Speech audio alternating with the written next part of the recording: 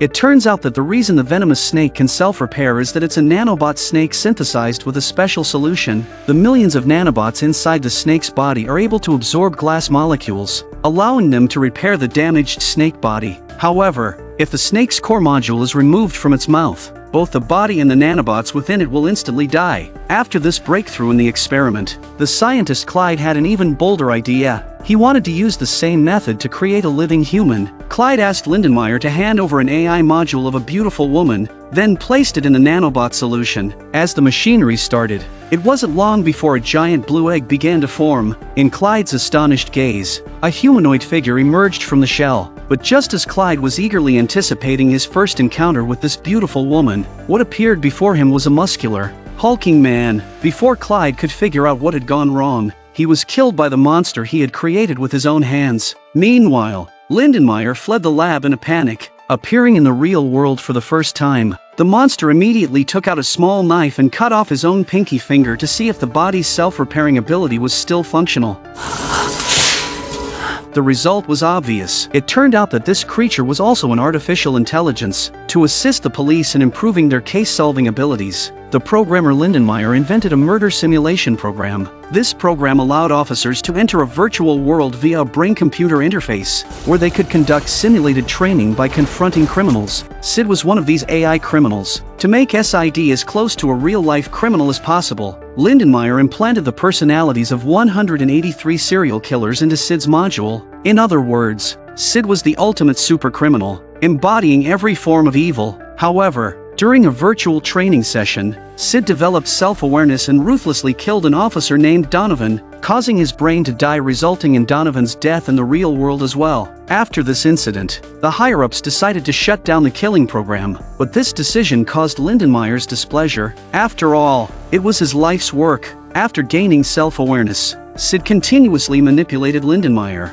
urging him to find a way to bring him into the real world before the software was shut down. Not wanting his research to be destroyed, Lindenmayer agreed to Sid's request. Lindenmayer then used the AI woman to continually tempt Clyde, leading him to use nanotechnology to bring the woman into the real world. Clyde, unable to resist the temptation, immediately went to the lab to conduct the experiment. Little did he know, Lindenmayer had secretly swapped out the woman's module with Sid's, which led to the events that unfolded earlier. The first thing SID did upon being resurrected with the personalities of 183 serial killers was, of course, go on a murderous rampage. Sid's strong counter-surveillance instincts left the police utterly helpless. To capture SID, the police had no choice but to turn to a criminal named Parker, hoping he could help them apprehend SID. Before he went to prison, Parker was actually an outstanding police officer. However, he accidentally killed a civilian while apprehending a criminal, resulting in his 17-year sentence. The police chief, William, promised Parker that if he could catch SID, he would be granted an early release. This was an offer Parker couldn't refuse. However, to prevent Parker from escaping, the police implanted a tracking chip in his brain and assigned the female officer Madison to accompany him. That night, Sid struck again, this time at a bar. Without warning, he shot and killed the DJ in the middle of his set, causing the patrons to scream in terror. Anyone who tried to flee the bar met a swift death. Sid then loudly ordered everyone to kneel. The terrified screams of the crowd excited SID, so he forced them to keep screaming, turning their fear into a twisted symphony. But just as SID was reveling in his sadistic performance, Parker finally arrived on the scene. The sudden attack caught SID off guard. Even though SID possessed the ability to regenerate, he had no choice but to jump into an elevator and make a hasty escape. Before Parker could catch up, Sid stole a police car. As he fled, he grabbed shards of broken glass and frantically shoved them into his mouth. Moments later, his injured body was fully healed. With his body fully restored, Sid decided to stop the car. Standing on the roof, ready to face off against the pursuing Parker in a final showdown. However, with Madison's assistance, Parker used a shotgun to severely wound SID once again. Realizing that Parker was not to be trifled with, Sid quickly scrambled over a wall and fled. By the time Parker caught up, Sid had already vanished. The next day, Sid, now dressed in a sharp suit, reappeared on the streets. When he saw the news about himself playing on the mall's televisions, the twisted SID was thrilled. He loved watching the victim's fear on the media, and he especially enjoyed showing off in front of the cameras. Seeing a news segment about a boxing match, Sid immediately decided on his next target. Soon, Sid arrived at the boxing arena, the atmosphere there filling him with excitement. Sid then singled out a lucky audience member, preparing to bite her to death in front of everyone, but fortunately, the security personnel arrived just in time to stop him. One of the security guards even managed to shoot and disable Sid's arm. Seeing the situation turn against him, Sid quickly executed a stylish backflip to escape from a high platform.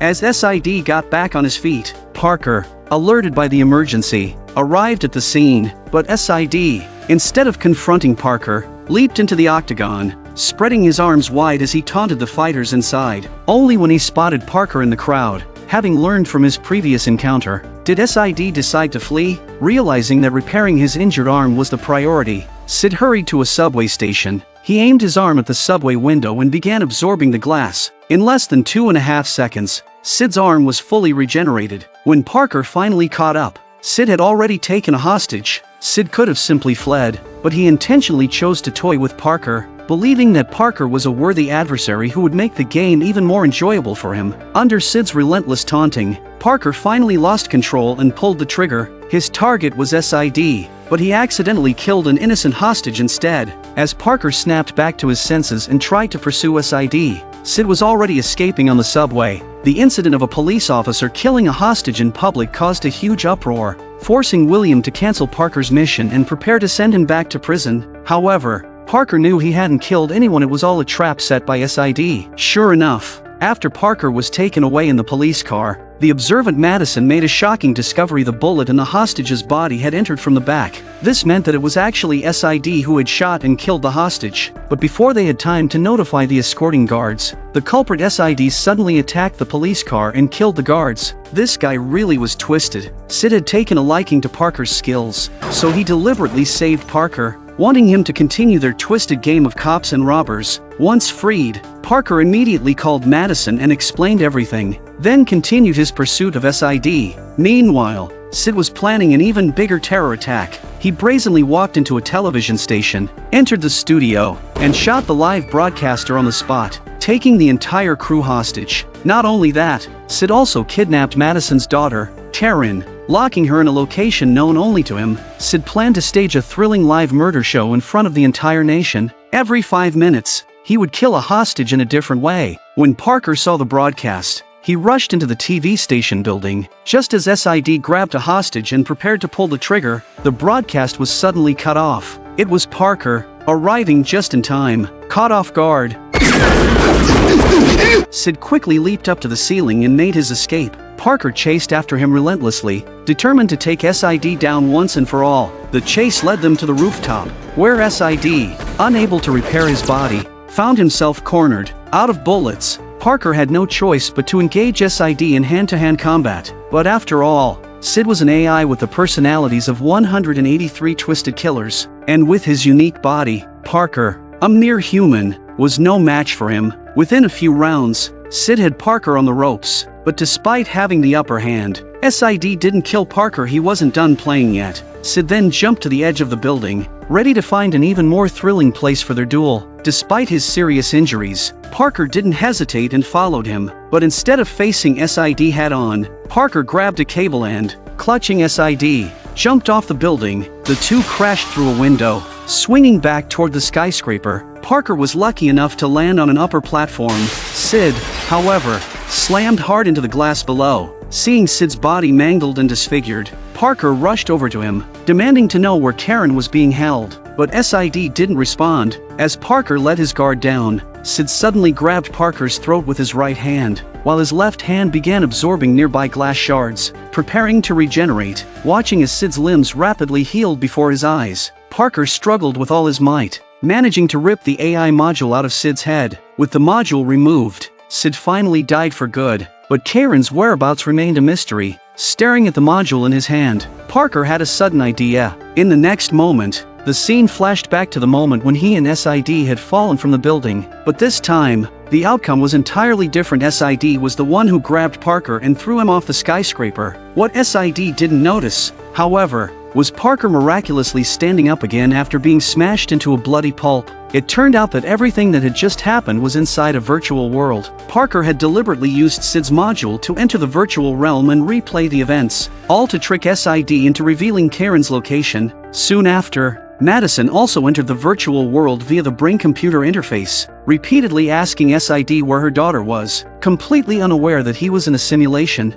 Sid thought he had one, so he confidently revealed that Karen was hidden in the ventilation duct behind them. No sooner had SID finished speaking than Parker appeared before him, unharmed, and revealed the truth. Realizing he'd been duped, Sid flew into a rage and desperately called out to Lindenmayer for help.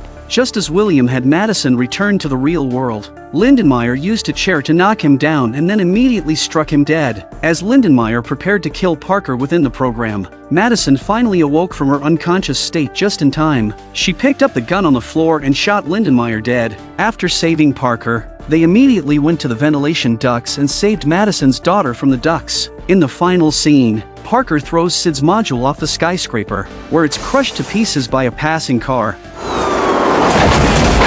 Parker successfully prevented a disaster and regained his freedom.